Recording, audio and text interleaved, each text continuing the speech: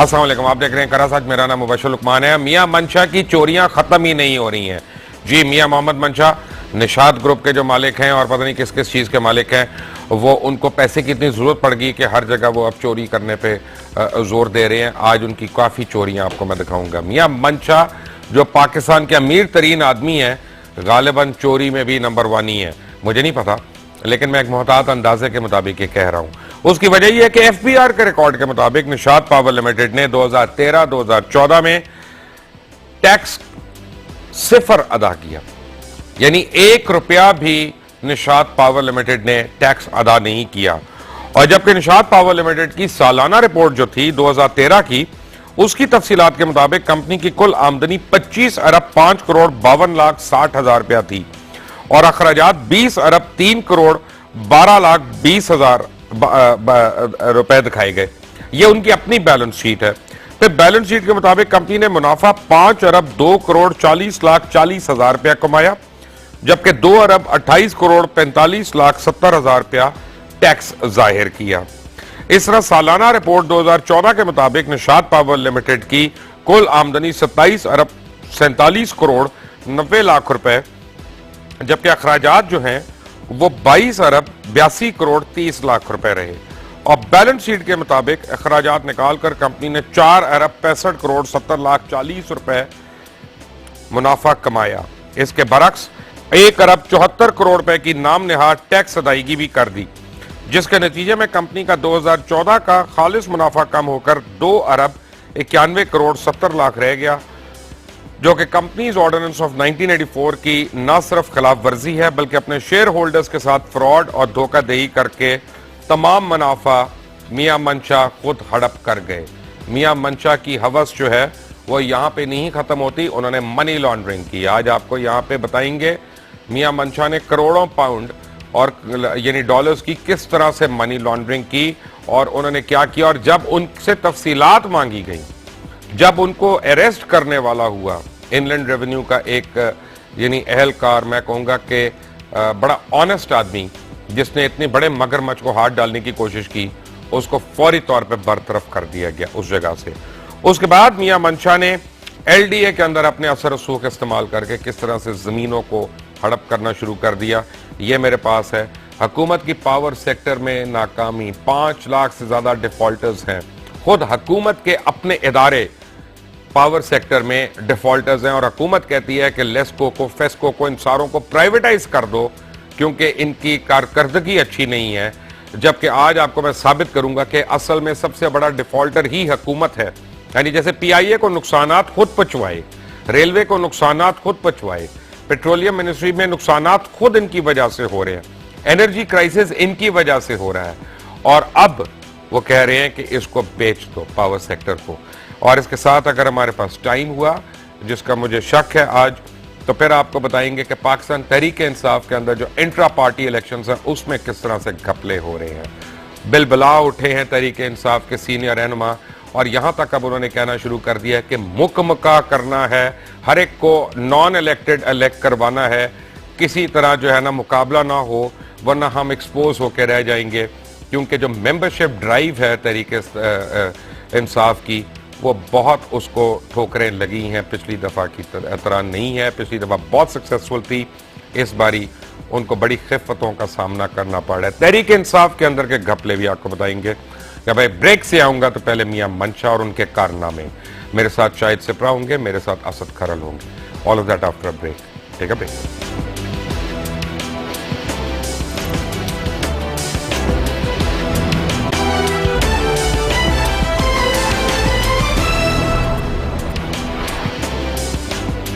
Welcome back. और आपको बता रहे थे मंशा के कारनामे। मियां मंशा जो हैं वो चोरी करने से बाज ही नहीं आते। आपको अभी उनकी कई चोरियां बताई, आपको मजीद बताता हूं। पेंडोरा बॉक्स है, खोलने जा रहा हूं।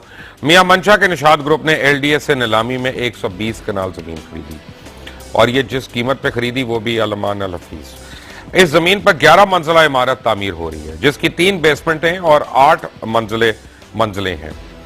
निशात ग्रुप के होटल और सुपर स्टोर एम्पोरियम प्रोजेक्ट में बिजली की तरसील के लिए 3 अरब से ज्यादा रकम की बेज़ाब्तियों का इंकशाफ हुआ है।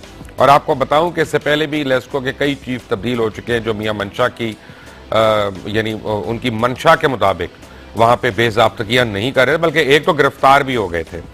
कवानीन के मुताबिक एम्पोरियम प्रोजेक्ट के लिए अरबों रुपए की 32 कनाल अराजी फराहम करके नया ग्रिड स्टेशन तामीर होना था, लेकिन लेस्को से सासबास करके इस प्रोजेक्ट को जौहर टाउन ग्रिड से जोड़ दिया गया और इतलात के मुताबिक लेस्को चीफ कैसर जमान ने मनमानियां करने के लिए लेस्को का भट्टा बिठा दिया। तमाम काबिल अफसर या तो लाहौर से बाहर पोस्ट कर दिए गए या उन्हें खुड्डे लाइन लगा दिया गया।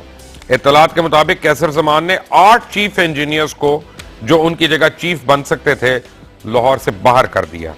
कैसर जमान की कोशिशों से अब कोई ऐसा शख्स लेस्को में नहीं बचा जो इनकी जगह ले सके, इसीलिए यह इम्कान है कि 3 माह के बाद रिटायर होने के बावजूद उनको एक्सटेंशन मिल जाएगी। चीफ इंजीनियर चौधरी अनवर को निशात एम्पोरियम का गैर कानूनी काम करवाने के लिए लाहौर ट्रांसफर करवाया गया और टेक्निकल डायरेक्टर की पोस्ट पर उनको लगाया गया। लाहौर इलेक्ट्रिक सप्लाई कंपनी की जानिब से 5 मेगावाट से ज्यादा बिजली इस्तेमाल करने वाले सार्फिन को नया ग्रिड स्टेशन तामीर करने की हिदायत दी जाती है, जिसके लिए सारिफ ने कंपनी पॉलिसी के मुताबिक 32 कनाल जमीन फराहम करना होती है। लेकिन निशात ग्रुप को बिजली का कनेक्शन फराहम करने के लिए लेस्को ने तमाम तर कवानीन को बालाए ताक रखते हुए कंपनी के जौहर टाउन ग्रिड स्टेशन पर 20 MVA का ट्रांसफार्मर नस्ब कर दिया। उसकी वजह से कंपनी के कवानीन को हवा में उड़ा दिया गया, बल्कि ग्रिड स्टेशन के लिए अराजी न लेकर 3 अरब रुपए का मियां मंशा को गैर कानूनी फायदा भी पहुंचाया गया। लोड ज्यादा होने की वजह से जौहर टाउन ग्रिड स्टेशन में आग लगने के बाद जौहर टाउन 2 ग्रिड स्टेशन बना दिया गया और निशात एम्पोरियम के ट्रांसफार्मर्स वहां पे नस्ब कर दिए गए। ग्रिड स्टेशन की तामीर के अखराजात भी बचा लिए गए जो निशात ग्रुप ने अदा करने थे। कंपनी के कवानीन के मुताबिक डायरेक्टर ऑपरेशंस की सरबराही में 6 रुकनी टीम बड़े कनेक्शन के लिए अराजी का सर्वे करती है, जिसके बाद अराजी क्लियरेंस मिलने पर ग्रिड स्टेशन तामीर किया जाता है। ताहम निशात ग्रुप को बिजली देने के लिए किसी किस्म का सर्वे नहीं किया गया, बल्कि जिस लेस्को चीफ ने यह काम करने से इनकार किया था उसे गिरफ्तार करवा के नया चीफ तैनात करा दिया गया और इस काम में मियां मंशा को जनाब शरीफ बरादरान की मुकम्मल सरपरस्ती हासिल थी। टीम में chief engineer planning and development, chief engineer T&G, chief engineer development project director grid station construction और deputy manager environment and social safeguard शामिल होते हैं। और जराये ने मजीद बताया कि नस्ब होने वाले पावर ट्रांसफार्मर से बिजली की फराहमी भी शुरू कर दी गई है। LDA 1 एवेन्यू 1 में अराजी फराहम करने के बाद ग्रिड स्टेशन तामीर किया गया, जबकि services hospital, Punjab institute of cardiology और मेंटल हॉस्पिटल को बिला तात्तुल बिजली फराहम करने के लिए पावर ट्रांसफार्मर नस्ब करने का मंसूबा लेस्को ने मुनासिब अराजी ना मिलने की वजह से मुस्तरद कर दिया था। लेकिन निशात ग्रुप के लिए लेस्को चीफ ने तमाम कवायद व ज़वाबित जनाब कैसर जमान ने पसे पुश डाल दिया। इसी वजह से कैसर जमान की एक्सटेंशन सुप्रीम कोर्ट के अहकामात के खिलाफ वर्जी करते हुए ऐन मुमकिन है और मुतवक्के है। शाहिद सिपरा, आपने ये स्टोरी ढूंढी थी, मुबारक हो आपको, आपने इतनी बड़ी स्टोरी निकाली। अब मुझे ये बताएं कि अंदर क्या हो रहा है वहां पे। देखें, ये बात इस तरह है कि लाहौर इलेक्ट्रिक सप्लाई कंपनी के पास जब 5 मेगावाट से ज्यादा कोई भी कनेक्शन आता है तो उसका सर्वे होता है। 32 कनाल जो स्टैंडर्ड है उसका, वो आपको अराजी देनी होती है। उसके बाद वहां पे ग्रिड बनाया जाता है और ग्रिड के जो अखराजात होते हैं वो सारे उन्हें खुद अदा करने होते हैं। लेकिन इस केस में तमाम तर इसके बरक्स हुआ। 20 MVA का ट्रांसफार्मर रखा गया, वहां से 2 जो फीडर्स हैं जिसमें एक शॉपिंग मॉल है और एक सर्विसेज है, वहां से बिजली की फ्राहमी भी शुरू कर दी गई है। अब हालात ये हैं कि अगर उस वक्त की बात की जाए कि 32 कनाल की अराजी जो उसकी कीमत बनती है वो तकरीबन 3.25 अरब के करीब बनती है और उसमें जब ग्रिड के अखराजात आप करेंगे और ट्रांसमिशन लाइंस ऐड करेंगे, पैनल के कास्ट आप जब उसमें ऐड करेंगे तो ये 3 अरब से ज्यादा तक बन जाता है। अब इसमें यह हुआ जिसकी आप जिक्र कर रहे थे कि लेस्को चीफ अरशद रफीक थे, उन्होंने उस वक्त वो chief engineer planning and development थे, उनसे ये बात हुई। उस वक्त जो CEO थे वो मोहम्मद सलीम थे। अरशद रफीक साहब गए और उन्होंने शरीफ बरादरान को इस बात की यकीन दहानी करवाई कि आप मुझे CO लगा दें, मैं ये केस फॉरवर्ड कर दूंगा, इसको पास कर दूंगा। लेकिन जब वो CO लग गए उन्होंने इनकार किया और ये हुआ कि उन पे FIA ने मुकदमा दर्ज किया और वो अंदर हो गए। उसके बाद राव जमीर साहब आए, राव जमीर साहब की सेक्रेटरी वाटर एंड पावर से मुंह मारी हुई, उसके बाद वो मुअत्तल हो गए। कैसर जमान साहब आए और इनके दौर में वो ट्रांसफार्मर भी लग गया है, सैंक्शन भी हो गया, वहां से बिजली भी दी जा रही है और अब हालात ये हैं कि उसको कोई पूछने वाला भी नहीं है। और ये जमीन के अंदर भी 3 अरब रुपया खा लिया गया। Exactly। ये जो निशात ने देनी थी जमीन और उसके पैसे देने थे, अब वो हुकूमत को यानी लेस्को को देने पड़ गए। नहीं, लेस्को को देने नहीं पड़े, लेस्को ने इस पे गैर कानूनी इकदाम उठाया। लेस्को ने तमाम, अगर पॉलिसी की बात की जाए, जो लेस्को के कायदा जवाबित की बात की जाए, तो उसमें एक जो सारिफ है उसको 32 कनाल अराजी देना होती है। उसमें बड़ी एग्जांपल्स हैं, आप LDU एवेन्यू 1 की ले लें, DHA के ग्रिड्स ले लें, इसके अलावा और बहुत सारे एग्जाम्पल है जो शहर में ग्रिड्स बने हुए जिन्होंने अपनी अराजी दी हाउसिंग सोसाइटीज ने और वहां पे ग्रिड्स बने। यहाँ पे अराजी नहीं ली गई। और एक और बात, ये जोहर टाउन ग्रिड आज से 2 साल पहले इसमें आते जदगी का वाकया रूनमा हुआ, उड़ गया। उसके बाद जोहर टाउन 2 को बनाया गया वहां पे ताकि सार्फिन को रिलीफ दिया जाए और जो ट्रिपिंग होती है उससे बचाया जाए। अब वहां पे आपने 20 MVA का ट्रांसफार्मर रख के निशात ग्रुप को तो बिजली दे दी, तो सारिफ के लिए आपने क्या किया? 2 ग्रिड तो बन गए। तो इसका मतलब यह है कि जोहर टाउन 2 जो ग्रिड बनाया जा रहा था वो ऑलरेडी प्लान था, वो निशात ग्रुप के लिए ही बनाया जा रहा था, सार्फिन के लिए कहा जा रहा था कि उनको रिलीफ देने के लिए बनाया जा रहा है। और अस्पतालों को नहीं दिया गया। एग्जैक्टली, ये हुआ सर्विसेज अस्पताल, PIC और मेंटल हॉस्पिटल को। इनके लिए प्रोजेक्ट था कि इन तीनों हॉस्पिटल के लिए PIC के साथ ग्राउंड में वहां पे 8 कनाल अराजी मांगी इन्होंने, सर्वे हुआ और वो इन लेस्को हुकाम को पसंद नहीं आई कि यहाँ पे चूंकि हाई ट्रांसमिशन लाइंस गुजर रही हैं, यहाँ पे ट्रांसफार्मर नहीं रखा जा सकता। ये प्रोजेक्ट था कि जब लोड शेडिंग हो रही थी तो सर्विसेज PIC और मेंटल हॉस्पिटल, चूंकि जब लोड शेडिंग पे जाते थे तो जनरेटर पे जाते थे, मरीज उसमें मुश्किल होती थी। जब इनका अपना ट्रांसफार्मर हो जाता हो तो वो लोड शेडिंग से मुस्तस्ना हो जाता। उनको मुस्तरद किया कि अराजी ठीक नहीं है और निशात ग्रुप से अराजी भी नहीं ली और उनको ट्रांसफार्मर भी दिया। असद करल साहब, आपसे मैंने एक सवाल करना है जिसका इससे ताल्लुक नहीं।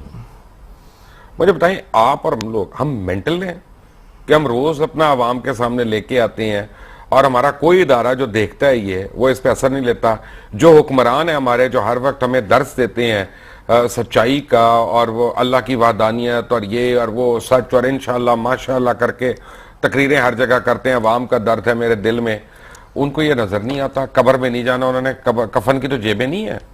देखिए मुबशर साहब, इन्होंने जो बात की हॉस्पिटल की कि 3 हॉस्पिटल जहाँ पे हजारों लोग जो है उनको मरीजों को फायदा होना था, क्योंकि वहां पे मियां मंशा थे नहीं थे, वहां पे मियां शरीफ बरादरान की सरपरस्ती वो तो इंग्लैंड जाते हैं ना, वो नहीं लग सके। उनके तो बच्चे भी वहां से डिग्रियां लेके आ रहे हैं। दूसरी बात जो आप कर रहे हैं कि रोजाना हम कर रहे हैं प्रोग्राम, मैं समझता हूँ कि जितने प्रोग्राम आप तक किए हैं, अगर खरा सच के प्रोग्राम का वॉल्यूम करप्शन का हुजम निकाल लिया जाए जो कि एस्टेब्लिश्ड डॉक्यूमेंट के साथ दिखाया, तो मैं कहता हूँ थाउजेंड्स ऑफ बिलियंस होगा।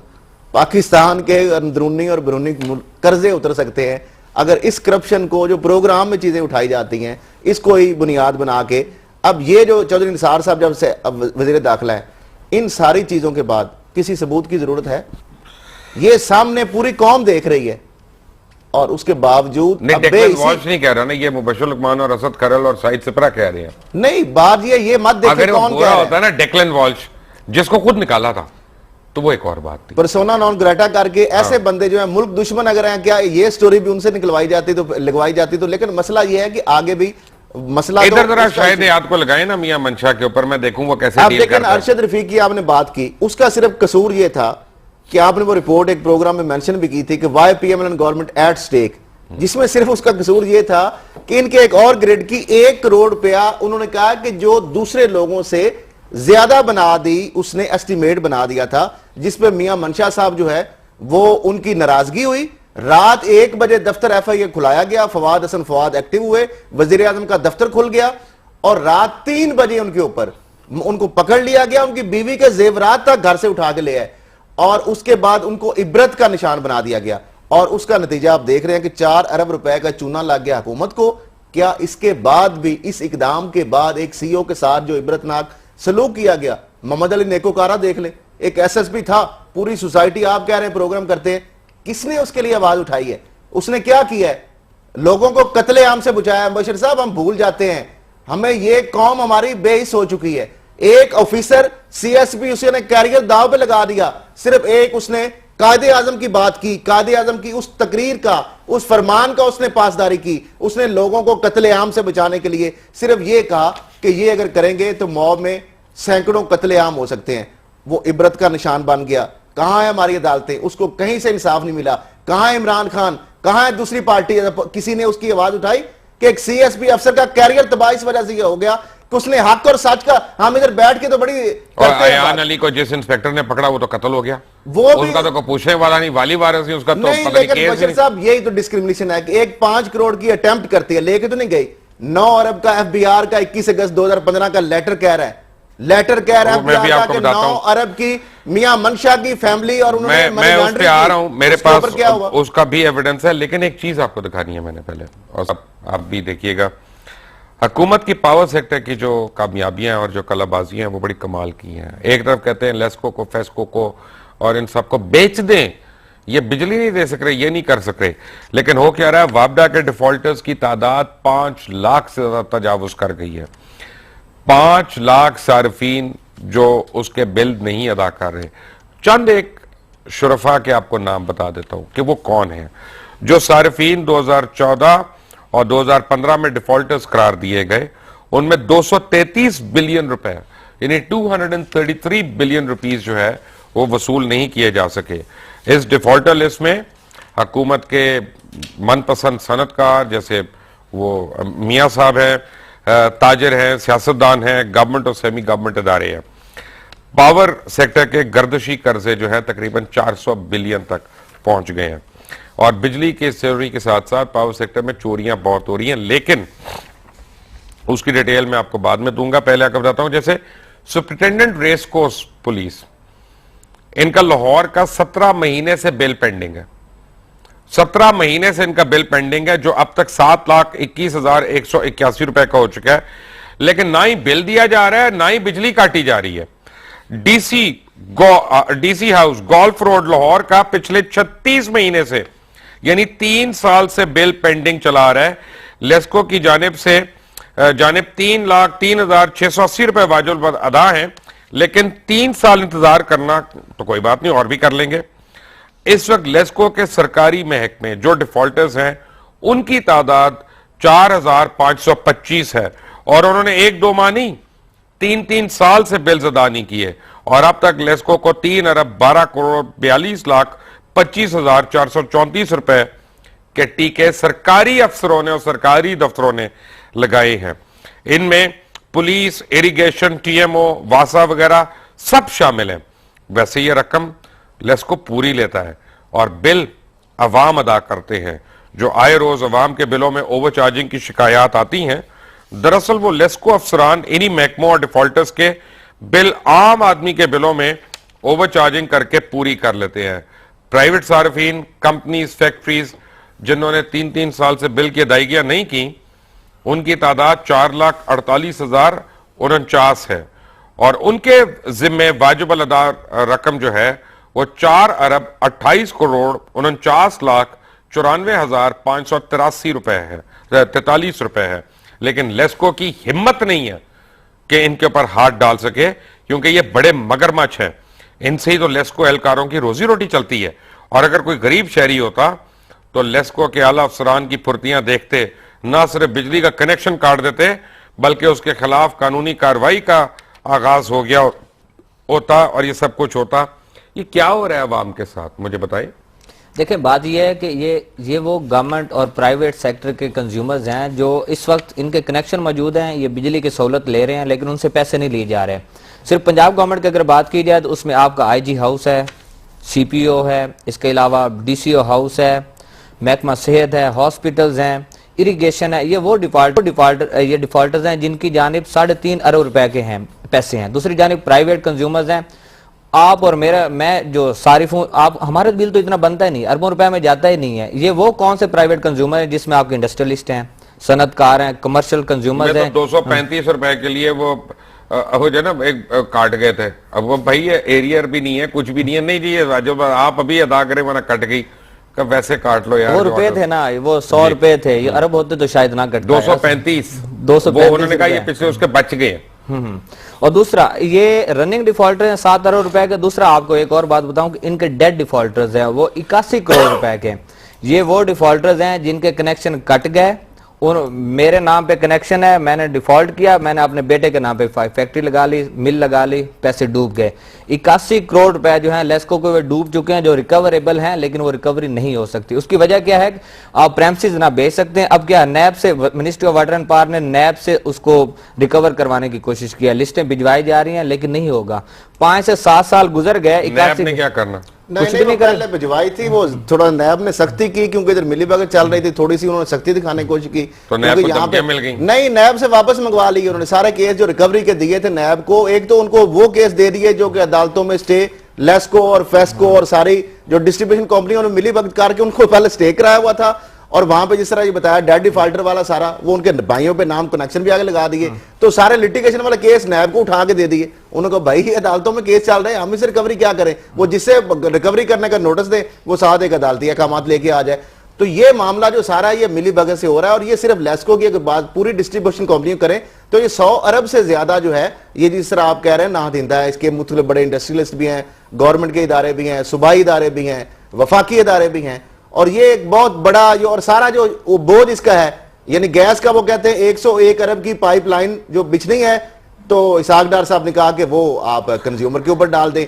40 अरब का जो है उन्होंने टैक्स का, उनका जी वो आवाम के ऊपर डाल दें। आज ना खरल साहब मेरे पास टाइम का, मैं काश टाइम होता तो एक पीटीआई की मैंने रिपोर्ट दिखानी थी। दूसरा जो भावलपुर में केस हुआ है वीसी का, और मिनिस्टर साहब ने कोर्ट के उसको अपना बाथरूम में बंद कर दिया, और वीसी ने जो करतूतें की थी वो भी हमारे पास है, और मिनिस्टर की भी करतूतें हमारे पास है। बट एक ब्रेक के बाद आएंगे तो आपको बताएंगे मियां मंशा ने मनी लॉन्ड्रिंग कैसे की, और लाखों पाउंड इस मुल्क से चोरी करके, पता नहीं जुराबों में लेके गए हैं, किस तरह लेके गए हैं, वो लेके गए हैं, मनी लॉन्ड्रिंग की है। और ये मेरी नहीं, एफबीआर की स्टेटमेंट है, और उन्होंने कैसे की और उन्होंने उसका क्या किया। एक ब्रेक के बाद, एक ब्रेक।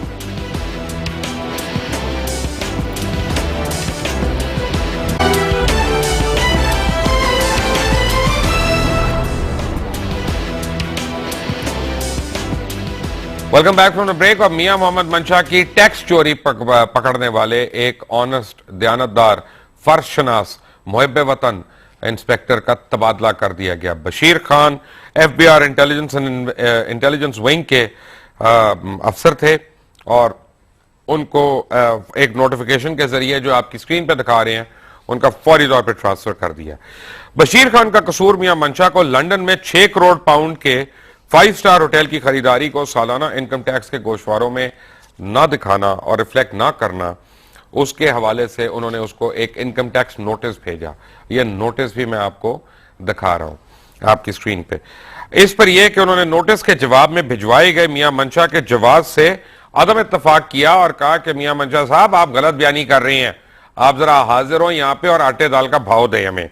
और एफबीआर के जराये के मुताबिक बशीरुल्लाह खान ने मियां मंशा की जानिब से टैक्स चोरी और मनी लॉन्ड्रिंग के सबूत इकट्ठे कर लिए थे और जल्द ही मियां मंशा की गिरफ्तारी की इजाजत तलब करने वाले थे। बशीरुल्लाह खान के तबादले के साथ ही मियां मंशा के खिलाफ तमाम तहकीकात फौरी तौर पर मुंजमद कर दी गई और उनको रोक दिया गया। एफबीआर ने 27 नवंबर 2015 को नोटिफिकेशन नंबर IR-1/2015-2775 जारी करके उन्हें director intelligence and investigation wing headquarter तैनात कर दिया। इस तरह बशीर खान का करियर जो है वो अब खटिया में पड़ गया है, और ये लेटर्स और उनका जो नोटिफिकेशन का टर्मिनेशन था या उसका ट्रांसफर था वो भी मैं आपको दिखा चुका हूं। ये होटल की मनी लॉन्ड्रिंग हुई कैसे वैसे? जी ये एक तो आपने बताया ये डायरेक्टर हैं, आपने उनको डिमोट कर दिया, पहले उनके साथ अफसर है यार, अफसर है। अच्छा, इनके अलावा 2 और ऑफिसर को भी दौरा पड़ा था ईमानदारी का, उन्होंने भी कोशिश की, वो भी तब्दील हो गए। यानी 21 अगस्त से लेकर आज तक इस केस के आगे जो बढ़ने की कोशिश करता है अफसर, पहले तो लगाया जाता है इस तरह ढूंढ ढूंढ के, लेकिन फिर जब उनको ईमानदारी का दौरा पड़ता है तो 2 अफसर वो तब्दील हो गए। आप मनी लॉन्ड्रिंग की बात, वजारतें जो खजाना है सेनेट में कामा कमेटी वो भी बार बार पूछ सकी है, स्टेट बैंक से पूछा, मुझे ये बताएं, बाकी तो पता है। ये इनकी अपनी जो है फैमिली के लोग हैं, इनके जरिए जो जिस तरीके से करते हैं काम, जुराबों में लेके जाते हैं? नहीं, जुराबों में नहीं लेके जाते, एक कंपनी बनाते हैं, फिर ऑफशोर कंपनी फिर सिंगापुर में बन जाती है, फिर यूके में बन जाती है, फिर इनका इस तरह गोरख धंधा है, क्योंकि अपना बैंक है, फिर स्टैंडर्ड चार्टर्ड बैंक से आगे लोन हो जाता है। अब एक ऐसी कंपनी जिसका कोई प्रोफाइल ही नहीं है, 9 अरब रुपया पाक रुपीज के मुताबिक जो ये लेटर कह रहे हैं। अब जो बात असद खरल साहब कर रहे हैं कि जी एफबीआर ने, वजारत खजाना ने एफबीआर से इस होटल की तफसीलात तलब की, जिसकी मालियत 9 अरब रुपए है, जो खरल साहब ने बताया। यह होटल मियां मंशा ने 9 करोड़ मनी लॉन्ड्रिंग से खरीदा। ये इंकशाफात कायमा कमेटी बराए फाइनेंस में किए गए और अरकान का मजीद हकाइक जानने के लिए नैब हेडक्वार्टर जाके मुस्लिम कमर्शियल बैंक की निजकारी का रिकॉर्ड चेक करने का भी फैसला किया गया। लेकिन लंदन में 5 स्टार होटल की खरीदारी पर निशात ग्रुप का अपने बयान में मियां मंशा की मनी लॉन्ड्रिंग का एतराफ भी। सिंगापुर और बरतानिया की कंपनीज ने होटल 2010 में होटल 3 करोड़ 27 लाख पाउंड में खरीदा, 2 करोड़ 70 लाख पाउंड कर्जा लिया, 6 करोड़ पाउंड की मनी लॉन्ड्रिंग छुपाने के लिए जाली कंपनियों के नाम बताकर एफबीआर को गुमराह किया गया। चालबाजियों से पर्दा उठने पर मियां मंशा की नींदें हराम हो गईं।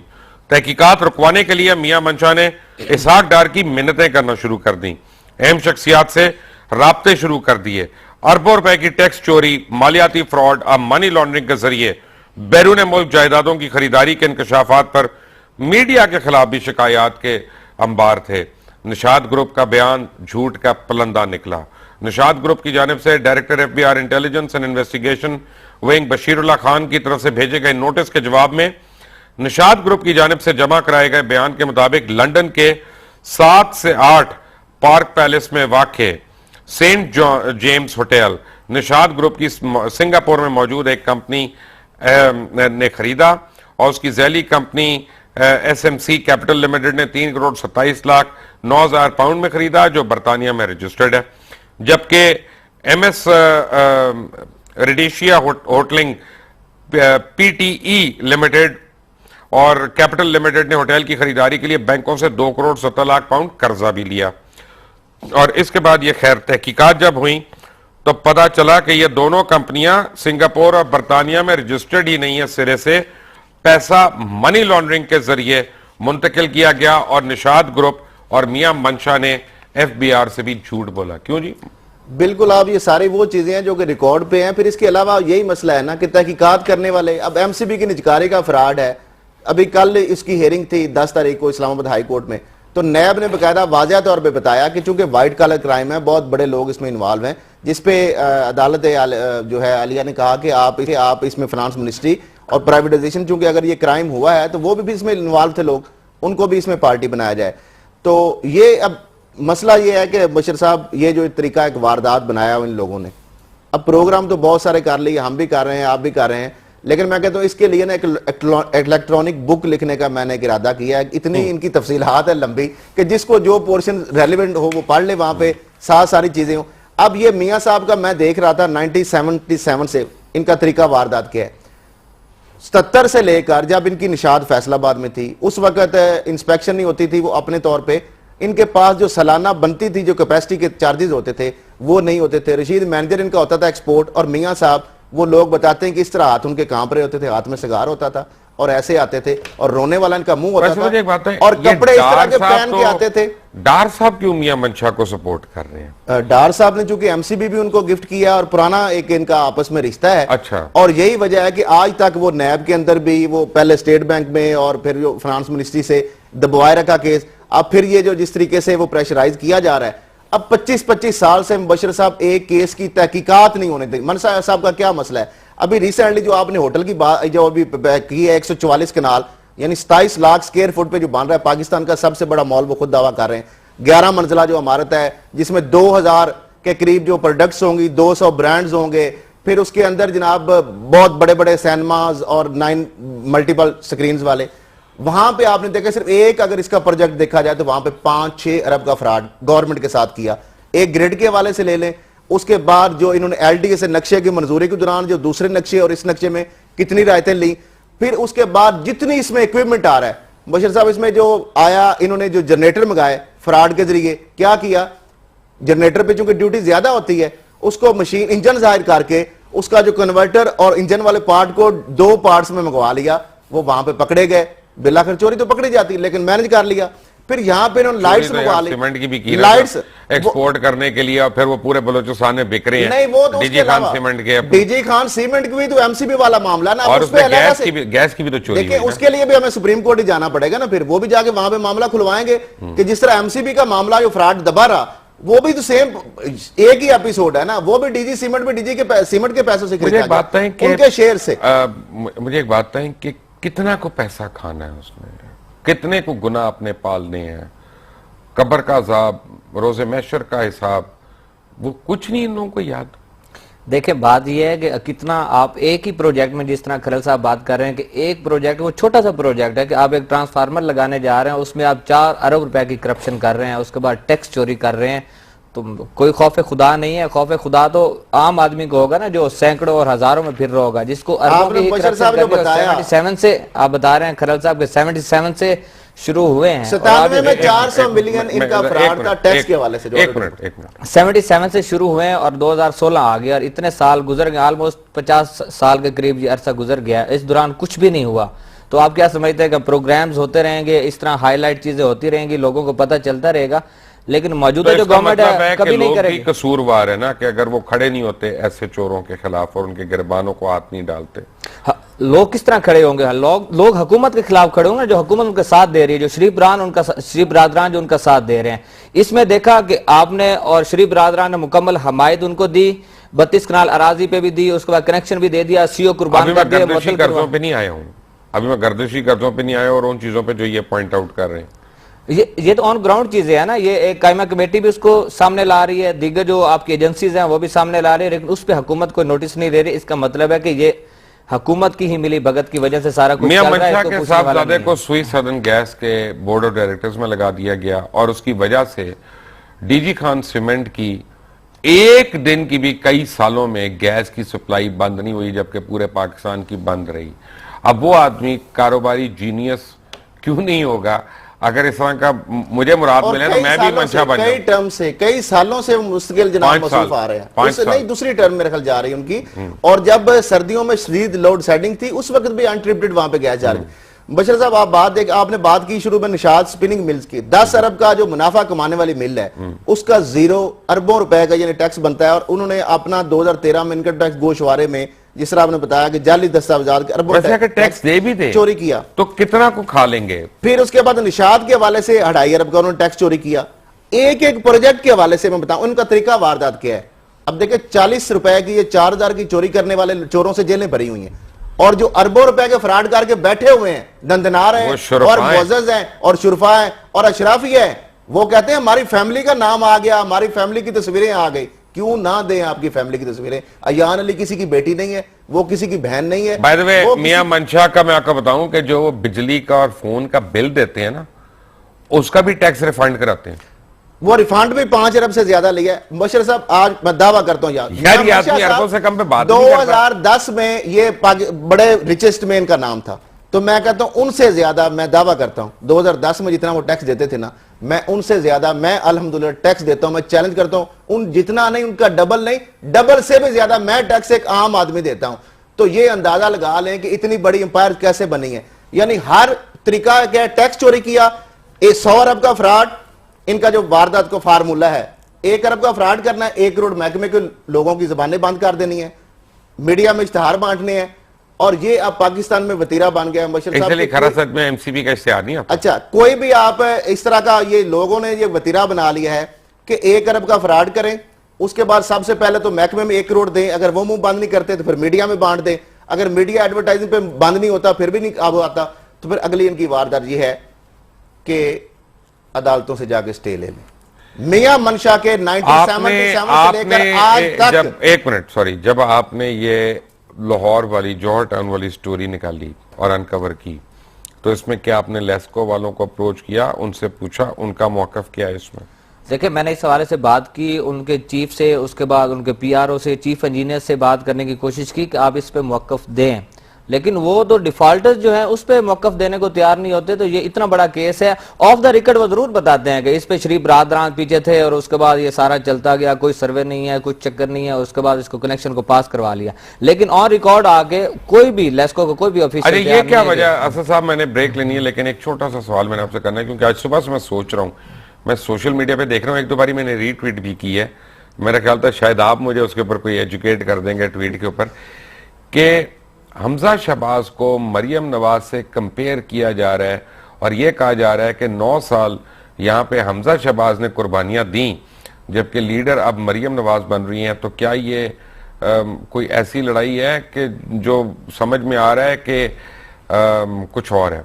देखिए, दूसरी तीसरी अटेम्प्ट हो चुकी। शुरू में आपने देखा बहुत ज्यादा एक्टिव, आपने देखा हॉस्पिटल्स के अंदर इफ्ताह किया, फिर उसके बाद हॉस्पिटल वाली इंतजामिया के साथ जो हुई, इबरत का निशान उनको बनाया गया।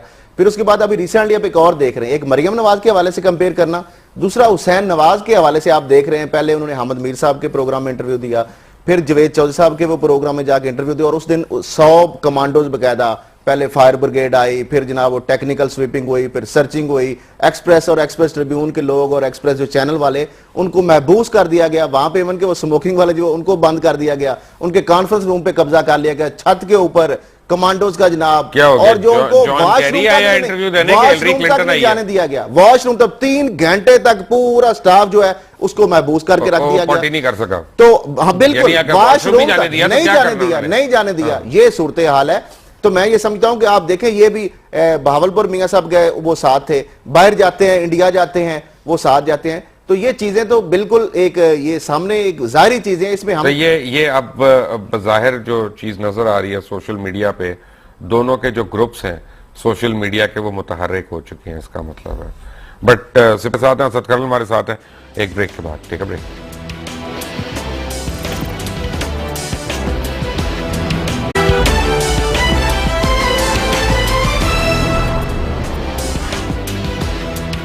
खसियानी बिल्ली कंबा नोचे, और ये 6 महीने के अंदर लोड शेडिंग खत्म करने का दावा करने वाली नून लीग हुकूमत अब बुखलाहट का शिकार हो गई है। और आए दिन मेगा प्रोजेक्ट्स जो हैं, बड़े बड़े इश्तिहारात उसके चैनल्स के ऊपर और अखबारात के अंदर आ रहे हैं।